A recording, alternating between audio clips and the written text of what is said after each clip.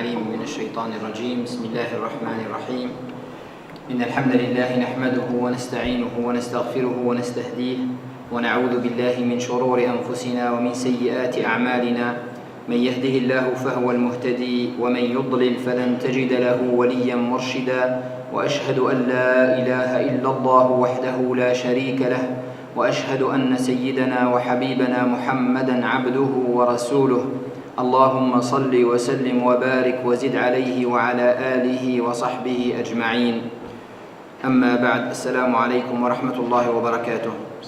Inch'Allah, je voulais vous parler, faire un petit résumé des règles juridiques et du sens de Zakat al-Fitr.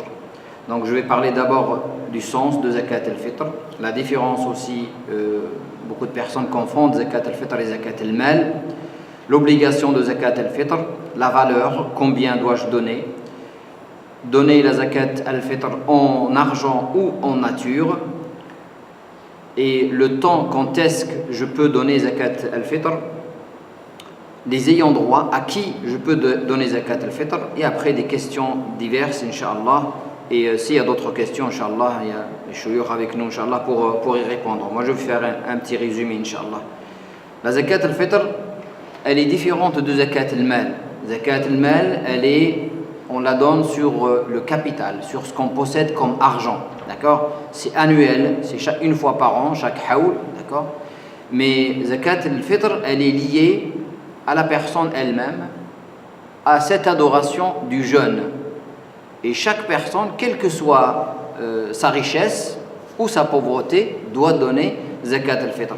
Donc, il y a une grande différence entre les deux, mais on appelle les deux zakat. Zakat al-Mal, c'est la zakat sur le capital, sur l'argent, sur les biens, d'une manière générale. Zakat al-Fitr, elle est liée au mois de Ramadan et on va comprendre pourquoi le prophète sallallahu alayhi wa sallam et pourquoi l'islam l'a instituée. Elle a trois objectifs, trois principaux objectifs. Et ces objectifs sont cités dans les hadiths du prophète sallallahu alayhi wa sallam. D'abord, c'est une purification. Cette zakat est une purification pour les éventuelles erreurs, péchés qu'on a commis pendant le mois de Ramadan, pendant notre jeûne. Il y a même certains savants qui la comparent à ce jour de sahw. Quand tu fais une erreur pendant ta prière, pour réparer ta prière, tu fais 2 sujouds à la fin de la prière. Certains comparent Zakat al-Fitr à ce jour-là pour réparer les éventuelles erreurs. Peut-être on a prononcé une mauvaise parole. Et donc cette zakat, elle arrive pour, Inch'Allah, purifier notre jeûne. Donc d'abord, c'est une purification pour le jeûne. Et c'est pour ça qu'elle doit être donnée à la fin du mois de Ramadan. C'est une nourriture pour les pauvres. Le deuxième objectif, c'est que c'est une nourriture pour le pauvre. Le jour de l'Eid, c'est un jour de fête, de joie. Et il n'est pas concevable pour un musulman de vivre tranquillement, de manger et de boire, alors qu'il sait, et de fêter un jour important comme l'Eid, alors qu'il sait que son voisin, il est juste à côté et il n'a pas de quoi manger. Et c'est pour ça qu'il faut partager la joie de l'Eid à travers Zakat al-Fitr. C'est pour ça que le prophète sallallahu alayhi wa sallam, عن ابن عمر رضي الله عنهما قال أمرنا رسول الله صلى الله عليه وسلم أن نخرج زكاة الفطر عن كل صغير وكبير إلى غيرها وكان يقول صلى الله عليه وسلم أغنوهم عن الطواف هذا اليوم أغنوهم عن السؤال هذا اليوم حديث رواه البيهقي. Et donc le prophète sallallahu alayhi wa sallam demande aux musulmans d'éviter que les pauvres viennent eux-mêmes leur demander. Ce n'est pas les pauvres qui viennent demander, non, à vous d'aller les voir, d'aller les chercher pour leur apporter leurs droits, parce que la zakat, dans ce cas-là, c'est un droit. Et c'est pour ça qu'elle est obligatoire, elle est nommée zakat, elle n'est pas nommée uniquement sadaqa. Et c'est un partage de la joie de la fête de l'Eid avec les plus pauvres. C'est une obligation religieuse. D'après la majorité des savants musulmans, Zakat al-Fitr est une obligation religieuse. C'est un fard ou wajib chez les Ahnaf. Il n'y a pas beaucoup de différence. Ce n'est pas la peine de rentrer dans les détails. Donc, pour la majorité des savants, c'est une obligation religieuse. Elle est obligatoire. On doit obligatoirement donner cette zakat. Il y a une minorité de savants qui disent que c'est une sunna mu'akkada, c'est une recommandation forte, mais la majorité des savants disent que c'est une obligation religieuse. D'ailleurs, la formulation du hadith, elle nous montre son obligation, parce que la formulation du hadith, farada Rasulullah sallallahu alayhi wa sallam, farada, il a rendu obligatoire, d'accord? Et dans une autre version, amara Rasulullah sallallahu alayhi wa sallam, il a ordonné. Et généralement, quand il y a un ordre du prophète sallallahu alayhi wa sallam, l'ordre signifie l'obligation, sauf dans certains cas où il y a une circonstance qui va l'empêcher d'être obligatoire pour le rendre recommandé. Donc ici, il n'y a rien qui rend cet ordre recommandé. L'ordre garde sa nature première qui signifie l'obligation. Donc l'ordre, le messager d'Allah sallallahu alayhi wa sallam a imposé, a ordonné la zakat al-fitr qui équivaut à un sa', j'expliquerai tout à l'heure, un sa' de date ou un sa' d'orge, que ce soit pour l'esclave ou le libre. Avant il y avait des esclaves, donc celui qui est responsable doit donner pour les gens qui sont sous sa responsabilité, esclaves ou libres, mâles ou femelles, petits ou grands, parmi les musulmans. Et il a ordonné que cette aumône soit donnée avant que les gens ne sortent pour aller faire la prière. Voilà ce hadith important qui nous montre l'importance de la zakat, le temps de la zakat, et c'est un hadith dans le Bukhari et Muslim. Et comment la nature des choses à partir desquelles on paye la zakat.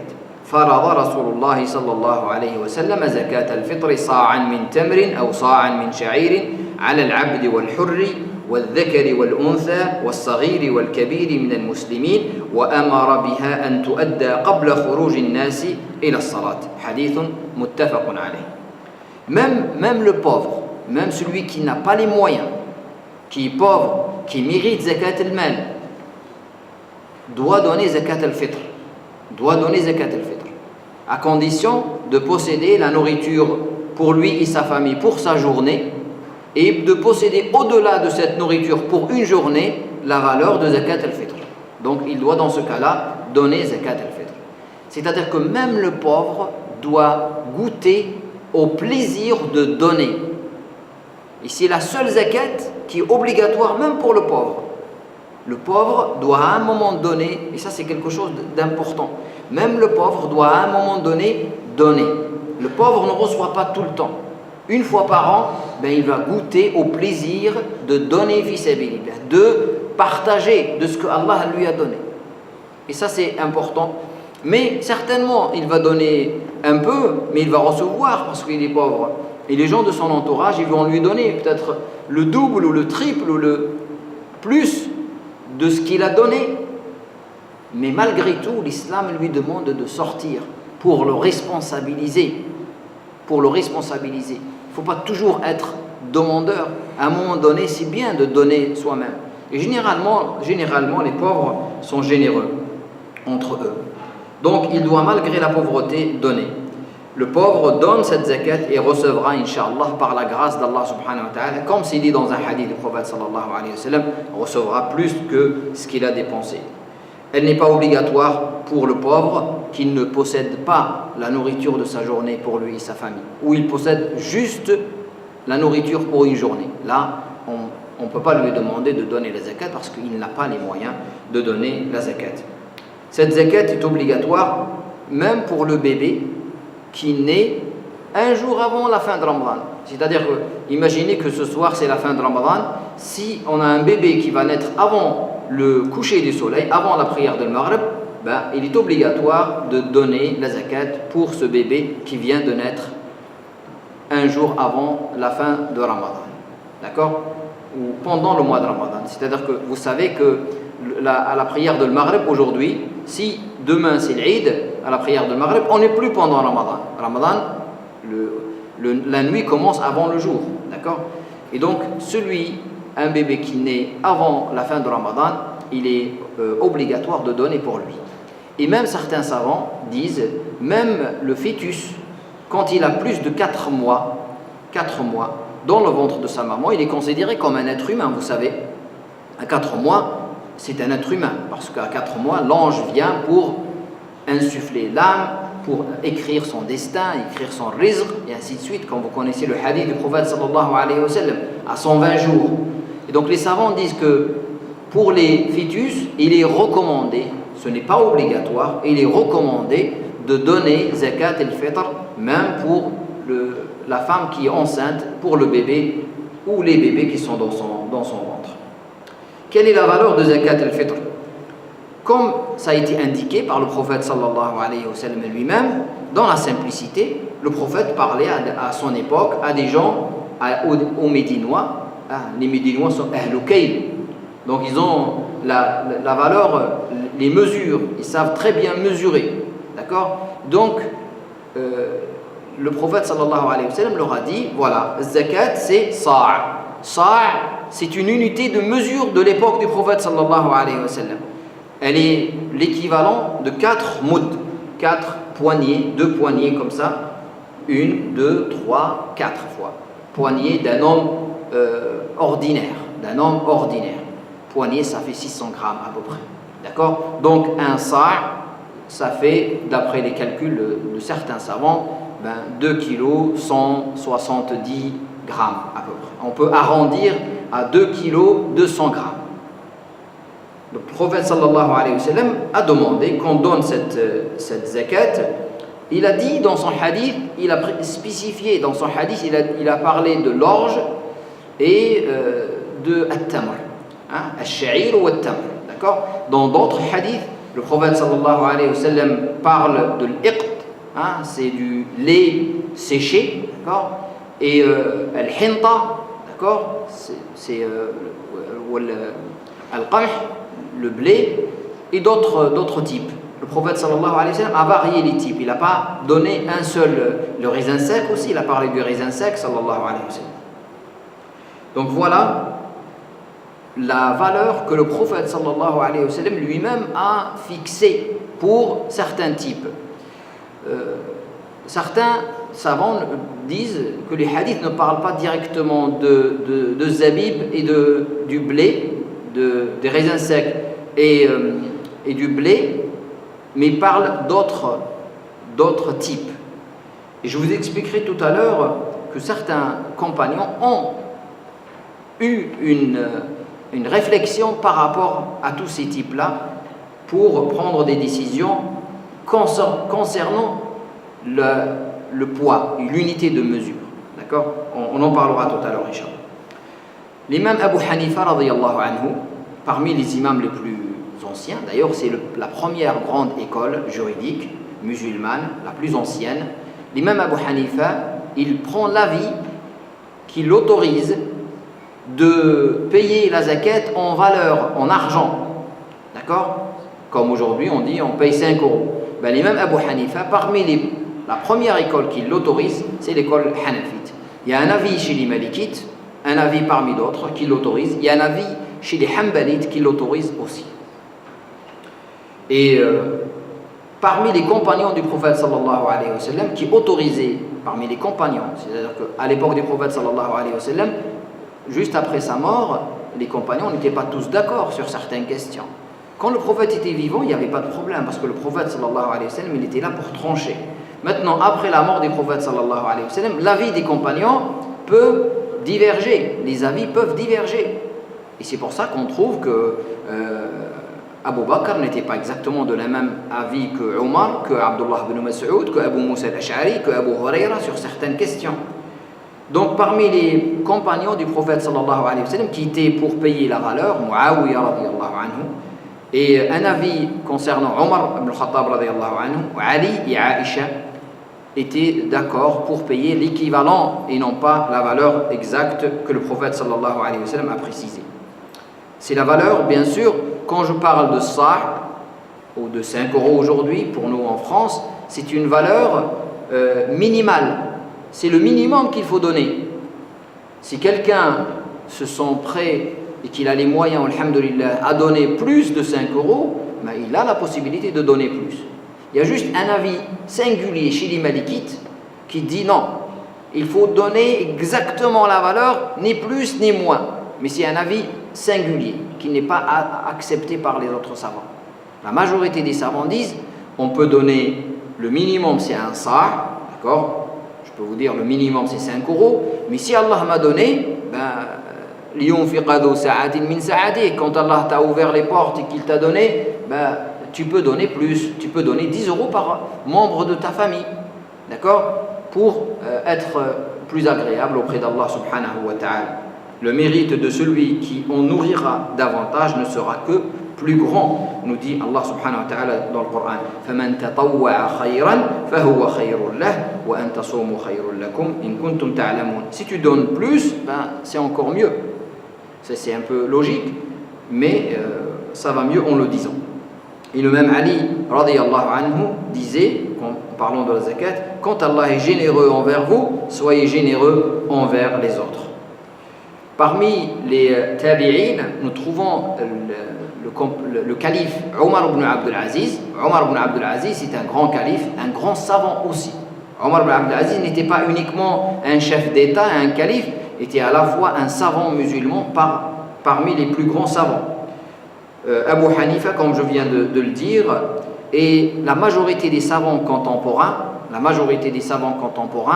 notamment en Égypte, dans les pays musulmans d'une manière générale, les conseils de fatwa et de recherche dans le monde de fiqh autorisent de donner zakat al-fitr en argent et considèrent que cette zakat donnée en argent, elle est plus conforme à la finalité de la zakat. La finalité de la zakat, le prophète sallallahu alayhi wa sallam lui-même l'a spécifié. Il a dit épargnez-leur la demande. Et si on regarde ce que les gens cherchent, les pauvres cherchent à travers la zakat, c'est l'argent, parce que c'est plus adapté à leurs besoins aujourd'hui. Mais je vais l'expliquer ça dans les détails, Inch'Allah. Donc, quand on leur donne l'argent, c'est dans l'esprit du texte, c'est dans la finalité du texte, d'accord? Donc, c'est la finalité de zakat al-fitr, c'est de rentrer la joie dans le cœur des pauvres et leur éviter la mendicité. C'est ça l'objectif principal. Et dans notre époque, donner la valeur en argent est plus facile pour le donateur.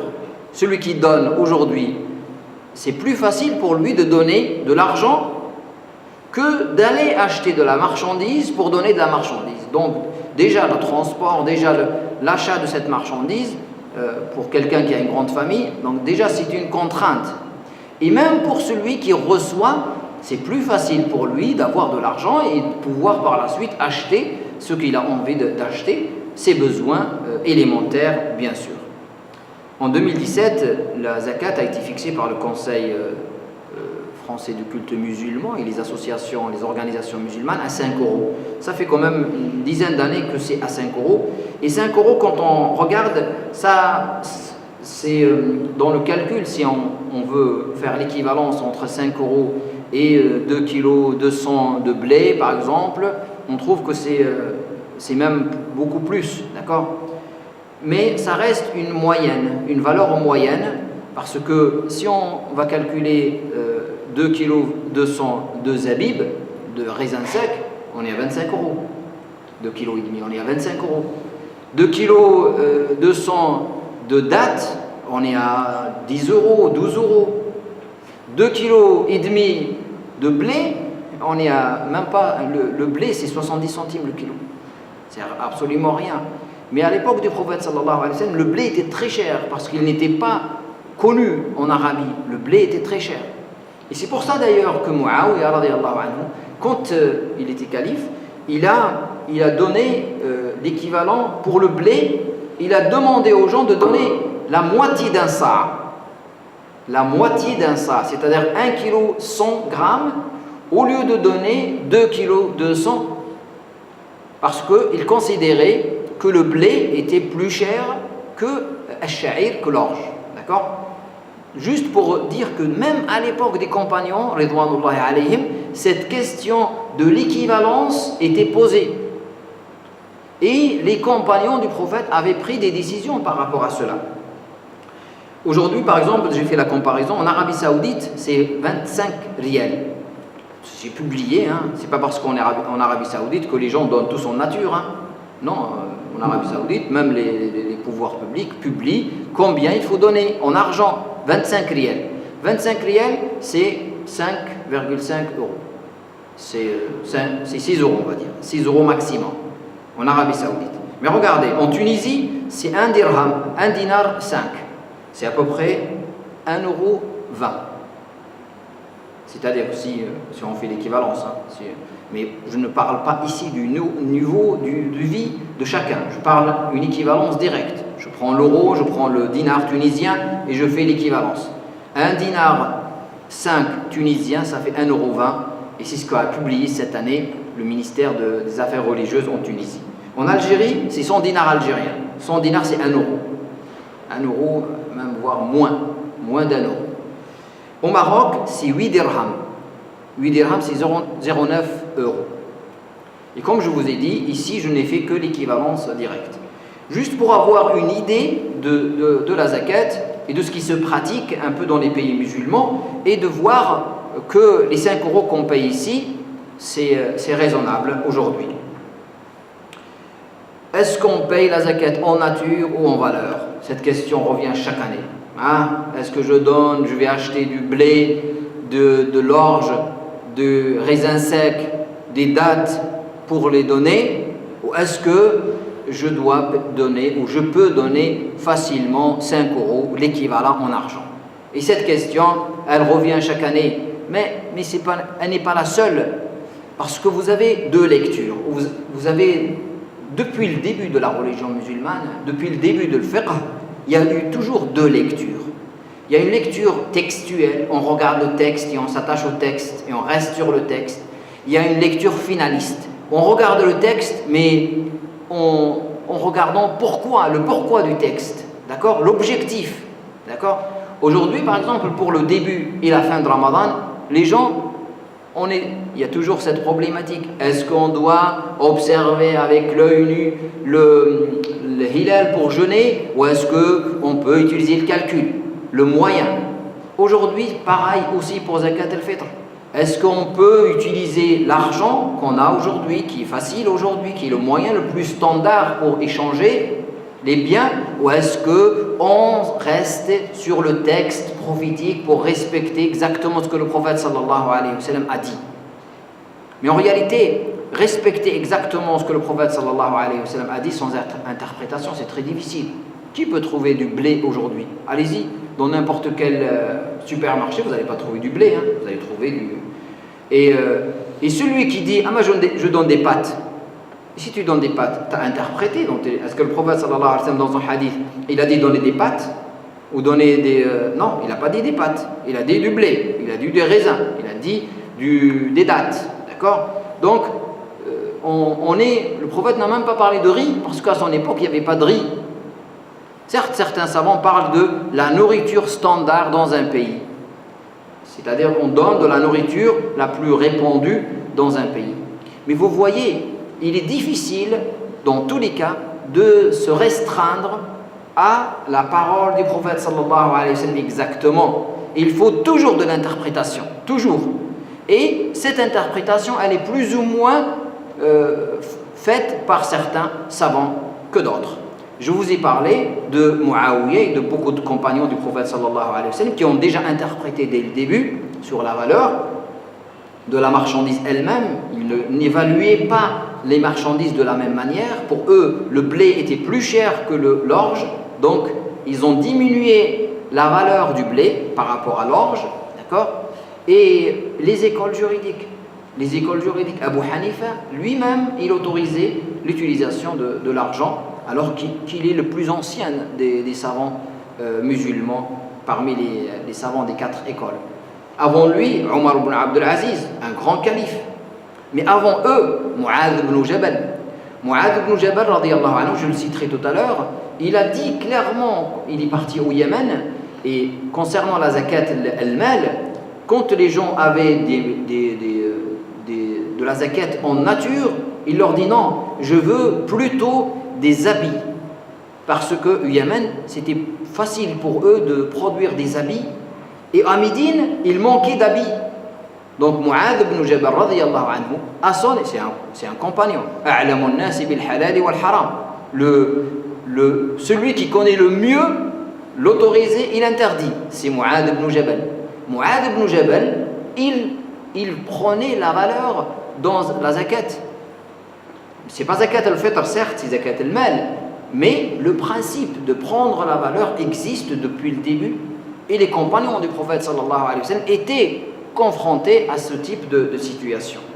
Donc Mu'adh ibn Jabal prenait, comme je viens de le dire, les premiers musulmans, la première génération, Omar ibn Abdul Aziz, Ata ibn Abi Rabah, Al-Hassan al-Basri, Sufyan al-Thawri, Tawus al-Yamani, Abu Ishaq al-Subay'i, الأحناف والمالكية في رأي والحنابلة في قول من أقوالهم والإمام البخاري إمام أهل الحديث هو ممن يقول بالأخذ بالقيمة. Donc, Bukhari, son avis c'est de prendre la valeur et non pas en nature. Yahya ibn Ma'in et d'autres savants. Juste pour vous dire, ce n'est pas l'époque, c'est pas notre époque qui nous a imposé ça. Même à l'époque des compagnons, après les compagnons bien sûr, il y avait cette problématique qui était adoptée par certains savants. Le deuxième point, c'est de privilégier l'intérêt du pauvre. Aujourd'hui, la nourriture, on la trouve un peu partout, notamment ici en France, quand on réfléchit. Les gens, ils vont à la banque alimentaire, ils vont dans des associations, ils ont facilement la nourriture. D'accord ? Ce qui est difficile à trouver, c'est l'argent pour pouvoir combler d'autres besoins. Et l'objectif, c'est de les rendre heureux. Si toi, tu lui amènes de la nourriture, est-ce que tu le rends heureux, tout en sachant qu'à n'importe quel moment, il peut aller dans une association et obtenir de la nourriture. Donc, ce n'est pas ça qui va le rendre heureux. Donc, là, c'est un deuxième point, c'est privilégier l'intérêt du pauvre. Le troisième point, c'est voir l'esprit et les finalités et ne pas se figer sur le texte lui-même. Toujours avoir une lecture finaliste. Et c'est cette lecture qui va permettre à l'islam d'être une religion universelle, de ne pas s'attacher directement à un texte et oublier l'évolution. L'islam, c'est une religion universelle qui s'applique tout le temps, à toutes les époques, à tous les peuples. Ici, on est rigide dans l'application de notre religion, on va l'empêcher d'être universel. Chercher la facilité pour les musulmans. L'argent n'était pas disponible. À l'époque du prophète sallallahu alayhi wa sallam, il faut savoir une chose. L'argent n'était pas comme aujourd'hui un moyen d'échange. C'était une valeur. Il y avait des pièces en argent, il y avait des pièces en or. Une pièce en or, c'était un dinar. Une pièce en argent, c'est un dirham. Une pièce en or vaut 10 pièces en argent. Et donc, quand quelqu'un te donne une pièce en argent, ce n'est pas un prix, c'est une valeur. Ce n'était pas une monnaie, c'était de l'échange, d'accord ? C'était du troc. Et la majorité des gens n'avaient pas d'argent. Les gens utilisaient, je te donne du blé, tu me donnes des dattes. Je te donne du lait, tu me donnes de l'orge, ainsi de suite. C'était le moyen le plus standard. Et à l'époque, il n'y avait pas beaucoup d'argent. Le prophète sallallahu alayhi wa sallam, quand il a institué la zakat, il a utilisé le moyen le plus simple de son époque. Comme pour voir les hilal, le moyen le plus simple à son époque, c'était de voir par les yeux, directement voir le hilal, est-ce qu'il est là ou est-ce qu'il n'est pas là. Donc par la zakat, c'est exactement pareil.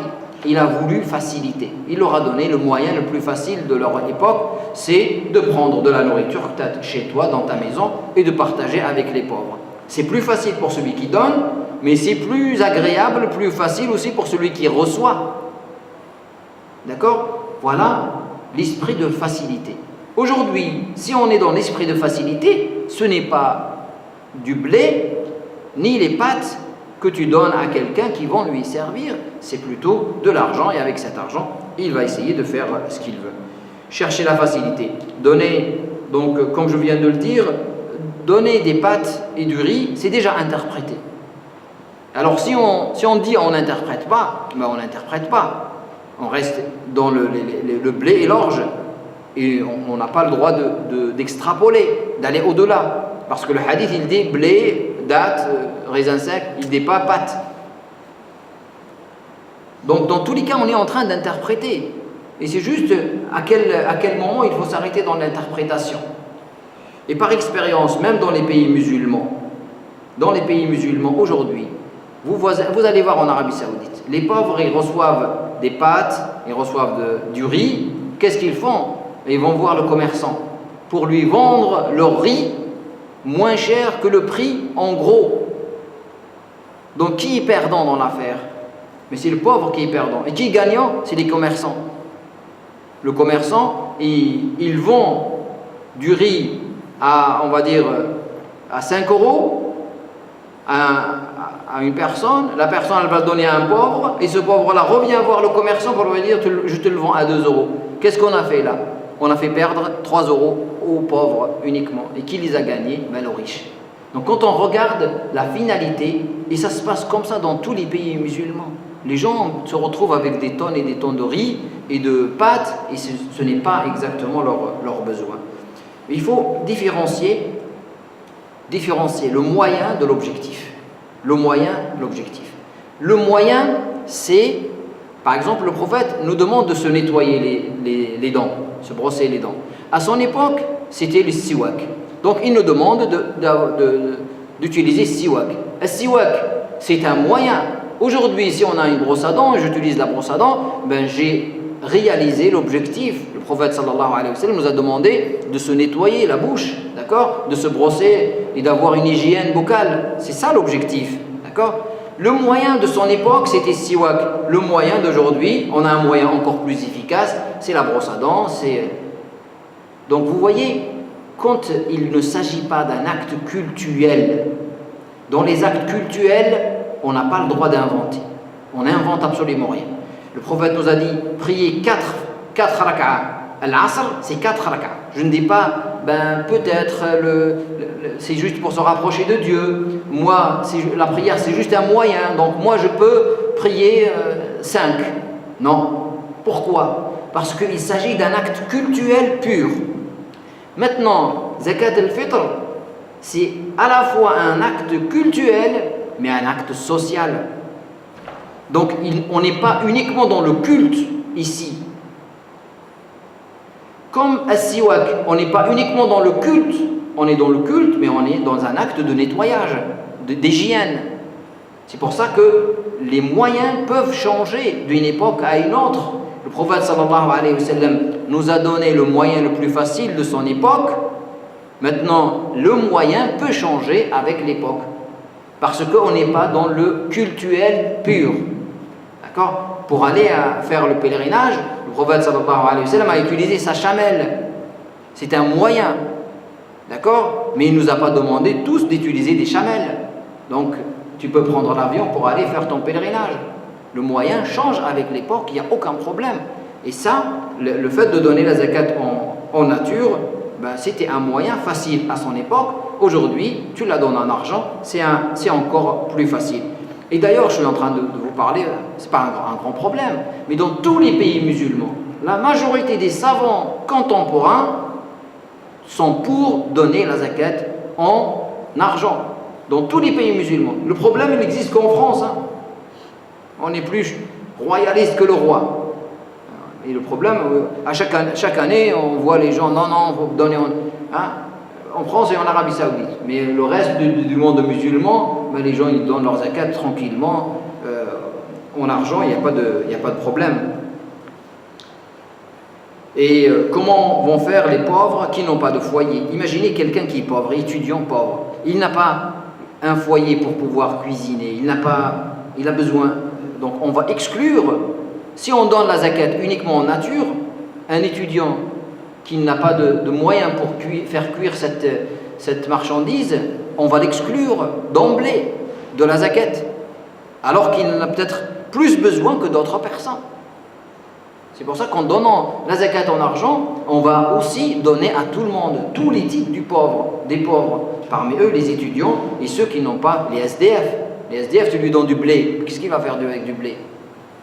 Il n'a même pas, donc il a besoin d'argent pour pouvoir acheter un sandwich ou pouvoir... Très bien, pour aller vite, le temps, quand est-ce qu'on paye zakat al-fitr? Elle peut être donnée à partir du premier jour de Ramadan d'après l'école shafi'ite, de premier jour. Donc, plus raisonnablement, les autres savants disent à partir du 15e jour de Ramadan, on peut donner la zakat. Bien sûr, l'idéal, et là aussi on voit l'évolution. Le prophète sallallahu alayhi wa sallam lui-même, il l'a donné le matin même de l'Eid.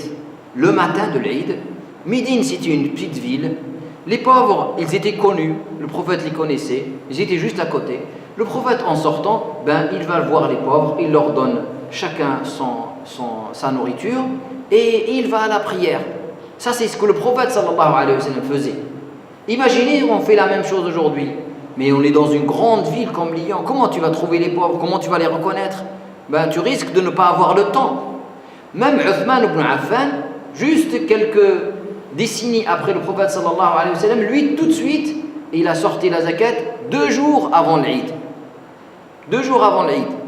Alors que le prophète sallallahu alayhi wa sallam l'a toujours sorti le jour même de l'Eid. Donc même dans le temps, l'époque, l'intervalle pour donner zakat, il y a eu un changement. À l'époque du prophète, c'était le jour même, le matin même. Uthman ibn Affan, qui est le 3e calife, l'a donné 2 jours avant, pour nous montrer que ça c'est des moyens qui peuvent changer d'une époque à une autre. Les pauvres sont un peu dispersés, on ne les connaît pas forcément, on peut donner la zakat 1 ou 2 jours avant, de telle manière que cette zakat arrive dans la main du pauvre le jour de l'Eid. Parce que l'objectif, c'est de le rendre heureux, de le rendre joyeux le jour de l'Eid. Donc les savants ont parlé de cette question, et comme je vous ai dit, l'imam Shafi'i dit, dès le début de Ramadan, vous pouvez donner votre zakat. D'autres disent le 15 Ramadan, à partir du 15, on peut donner la zakat. D'autres disent non, c'est 1 ou 2 jours avant. Et ça, c'est reconnu par tous les savants. 1 ou 2 jours avant, c'est très très bien, à condition de connaître le pauvre et de pouvoir lui donner avant la prière de l'Eid. Si tu ne connais pas, si tu dois passer par une association qui, elle, va acheminer ta zakat à quelqu'un qui n'est pas ici, tu dois prendre tes précautions et la donner 1 semaine, 2 semaines avant. D'accord? Pour qu'elle arrive au bon moment. Il faut prendre donc ces précautions pour que la zakat arrive le jour de l'Eid. Celui qui ne donne pas la zakat avant la prière de l'Eid doit malgré tout la donner. Imaginez que quelqu'un arrive à la mosquée, il avait la zakat sur lui, il n'arrive pas à trouver de pauvres. Si la salat de l'Eid est passée, il ne va pas dire c'est bon, c'est fini, j'ai pas pu. Non, tu dois malgré tout donner cette zakat. Et tu le feras comme un rattrapage. Imaginez quelqu'un qui n'a pas prié salat al-dhuhr ou salat al-asr jusqu'à que le maghrib arrive. Il ne va pas dire c'est fini, j'ai pas prié l'asr, c'est fini. Donc, non, il va dire je prie l'asr, même après le coucher du soleil, mais il prie l'asr en rattrapage. Cette zakat aussi, si tu ne l'as pas donnée avant salat al-Eid, tu fais un rattrapage, tu la donnes après salat al-Eid. Et le prophète sallallahu alayhi wa sallam nous indique que la récompense ne sera pas la même. La récompense ne sera pas la même. Celui qui l'a donné au bon moment, c'est très bien. Celui qui la donne après, la récompense ne sera pas la même. Et le hadith est... Mais malgré tout, dans un hadith, le prophète sallallahu alayhi wa sallam dit donc dans cette journée, pendant cette journée, certains savants de ce hadith-là, ils ont dit il est possible de donner zakat toute la journée de l'Eid, parce que toute la journée de l'Eid, le prophète a dit pendant cette journée, même si il est beaucoup mieux, il est beaucoup plus recommandé de la donner avant salat al-Eid, mais ça reste une obligation toute la journée de l'Eid. Et même après, si tu ne l'as pas donnée, tu dois la donner comme rattrapage, comme je viens de le dire. Qui sont les ayants droit de zakat al-fitr? Les ayants droit, à qui je donne zakat al-fitr? Les savants disent que c'est les 8 catégories, les mêmes catégories pour zakat al-mal. Vous les connaissez, les 8 catégories de zakat al-mal. Donc, qui sont al-fuqara, wal-masakin, wal-amilina alayha, wal-mu'allafati qulubuhum, wa fi al-riqabi, wal-ghalimina, wa fi sabilillahi, wa ibn as-sabil, faridatan min Allah. Mais la majorité des savants disent aussi, donc dans le cas général, c'est ça, c'est les 8 catégories. Mais spécifiquement et particulièrement pour la zakat al-fitr, c'est les pauvres et les indigents, notamment les pauvres et les indigents.